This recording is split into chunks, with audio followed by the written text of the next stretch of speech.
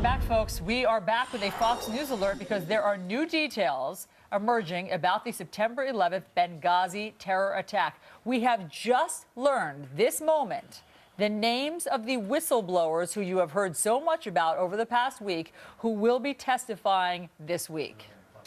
Elizabeth Prawn is live in Washington with the details. Elizabeth, what do you know? Good morning. Fox News has learned the names of 3 important witnesses who will testify at a major House oversight hearing this Wednesday into the terrorist attacks on the U.S. consulate in Libya.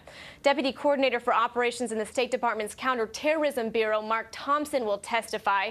Thompson joined the State Department as a Marine back in 1996. As you remember, the Accountability Review Board, or ARB, released a comprehensive investigative report months ago reporting on what, if anything, could have been done to combat this act of terrorism. This week, Fox News confirmed the State Department's Inspector General is reviewing the ARB and whether it was thorough as it needed to be.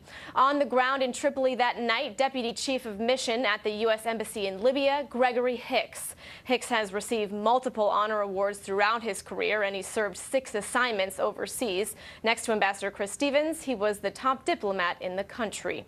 Also expected to come forward is Diplomatic Security Officer Eric Nordstrom. Nordstrom is the former regional security officer in Libya. We've heard from him before. Nordstrom testified at a House Oversight and Government Reform Committee hearing back in October. I told the same regional director in a telephone call in Benghazi after he contacted me when I asked for 12 agents. His response to that was, you're asking for the sun, moon, and the stars. And my response to him, his name's Jim, I said, Jim, you know what makes most frustrating about this assignment? It's not the hardships, it's not the gunfire, it's not the threats.